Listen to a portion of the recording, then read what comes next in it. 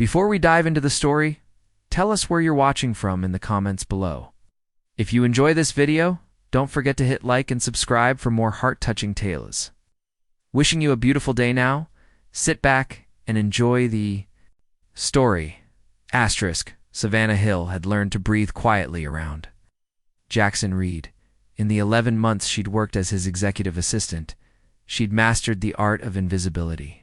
She knew when to anticipate his needs before he spoke, when to disappear into the background, and when to brace herself for the cutting edge of his voice. Jackson Reed was everything the business world whispered about him: cold, brilliant, ruthless. The founder of Reed Tech had built his artificial intelligence empire from nothing, and his reputation preceded him into every boardroom. Employees called him the Ice King behind his back, and Savannah had never seen evidence to contradict the title. That midnight in October changed everything. She climbed the elevator to his penthouse with investor documents that couldn't wait until morning. The hallway was dark, silent, but something felt wrong. His door stood ajar, steam curling into the corridor like smoke from a hidden fire. Her first instinct was to leave. Jackson despised intrusions. But the sound of running water, endless and alone, pulled her forward. She called his name softly. No answer. The bathroom door opened to a scene that stole her breath. Jackson Reed, the untouchable billionaire, sat on the shower floor. Water poured over his naked shoulders as he hunched forward, arms wrapped around himself. In his trembling hand, he clutched a small, burned photograph. His chest rose and fell with uneven breaths, and his face was buried in his palm. He was crying. When he looked up, their eyes met. His were red-rimmed, glassy, filled with something between rage and despair. She saw a plea buried in them, and a warning, too. "Get out," he whispered, but his voice cracked. Savannah backed away, heart pounding. She didn't know what she'd witnessed, but she knew with chilling certainty that Jackson Reed was not the man the world believed him to be, and neither of them could pretend otherwise anymore. The next morning, Jackson arrived at exactly 8:45 a.m. In his charcoal suit, not a hair out of place. He nodded briefly at Savannah's desk and acted as if nothing had happened. But something had shifted between them, invisible yet undeniable. Throughout the day, he gave her instructions without looking at her. His voice was steadier, more measured, colder than usual. It was as if he'd built new walls overnight, higher and thicker than before. Savannah tried to focus on her work, but the memory of his broken form haunted her thoughts. She found herself stealing glances at him during meetings, watching the way his jaw clenched when others spoke, noticing the shadows under his eyes, the tension in his shoulders. These were no longer the habits of a strict employer. They felt like symptoms of a man barely holding himself together. Her curiosity deepened into something dangerous. Concern maybe, or something closer to understanding. She knew better than to mix emotions with work, especially with Jackson Reed. But it was too late. Late one evening, after everyone had left, Savannah stayed behind to organize the next week's itinerary.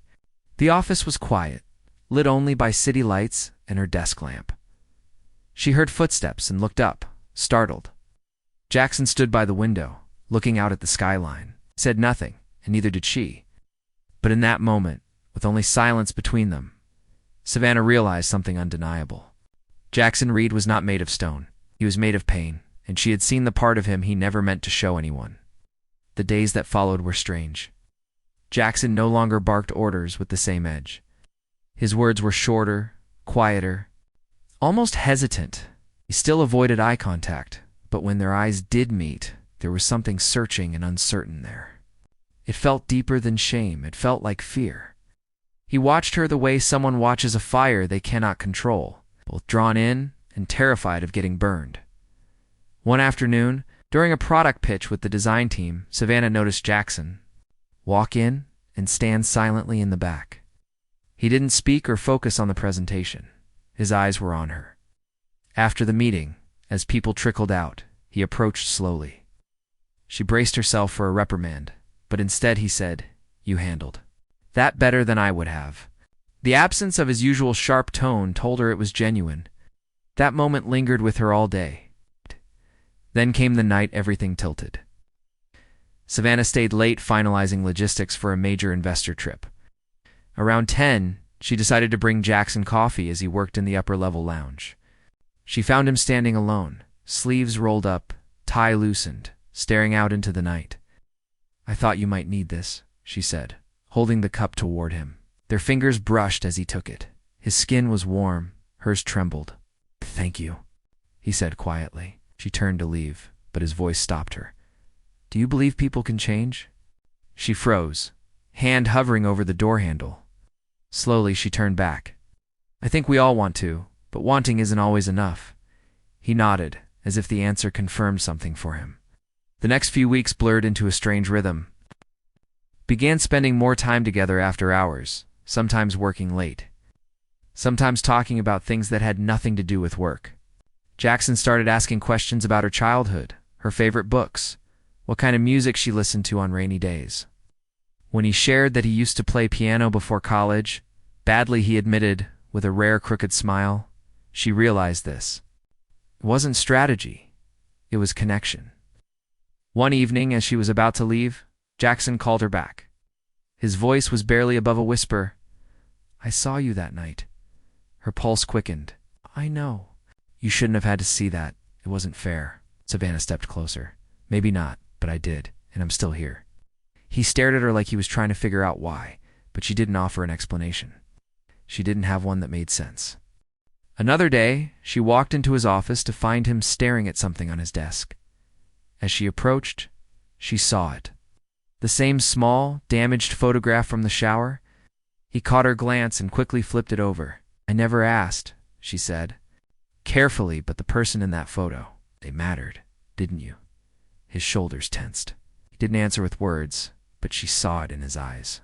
The pain, the memory, the regret. One night as she passed his office, she heard glass shatter. She rushed in to find him standing over the broken remains of a whiskey tumbler, his knuckles white, breathing hard. "I messed up another deal," he muttered. "They think I'm unfeeling, robotic, and maybe they're right." She stepped forward cautiously. "You're not.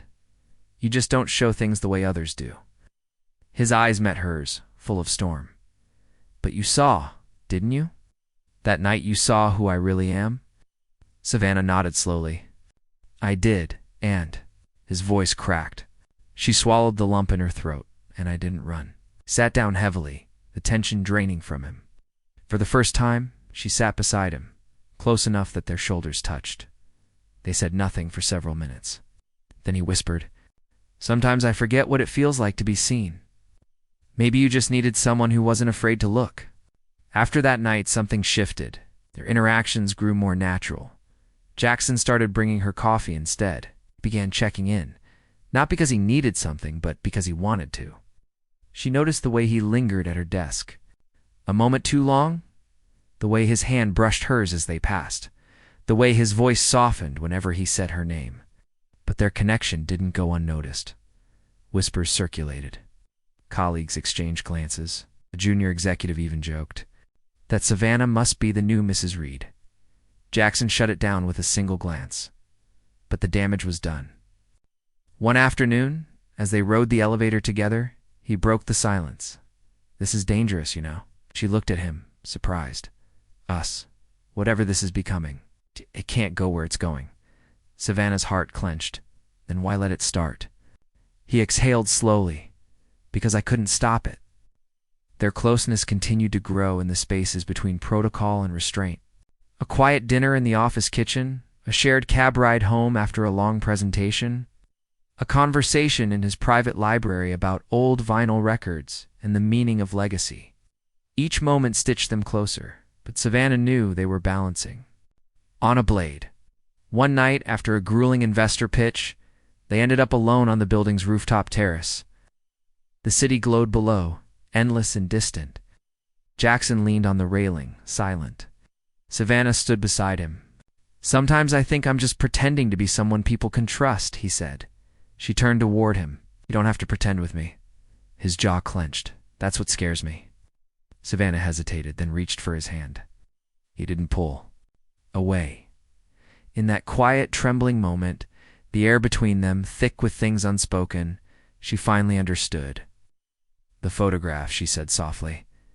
It was her, wasn't it? Person you lost? Jackson's grip tightened on her hand. My sister.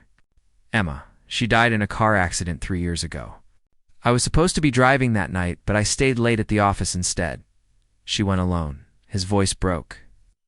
I built these walls because if I don't feel anything, I can't lose anyone else. Savannah's heart ached for him. But you can't. Live like that forever. I thought I could, he whispered, till you saw me that night. Until you didn't run.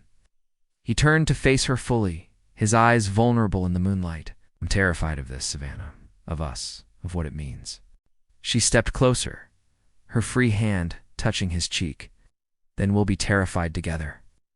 When he kissed her, it was tentative at first, then deeper, filled with all the words they hadn't said. And they broke apart. His forehead rested against hers. I don't know how to do this, he admitted. Neither do I, she smiled. But maybe that's okay. 6 months later, Savannah stood in Jackson's penthouse. No longer as his assistant, but as his partner in every sense of the word. The damaged photograph now sat in a frame on his desk. Next to a new one of him and Savannah at last month's company retreat, both of them genuinely smiling. Jackson still had his walls, but now they had doors. Savannah had the only key that mattered. He was learning to feel again, to trust again, to love again. And she was learning that sometimes the most broken people were simply the ones who had loved the deepest. The Ice King had melted not because he was weak, but because he'd finally found someone strong enough to hold his heart while it healed. The end.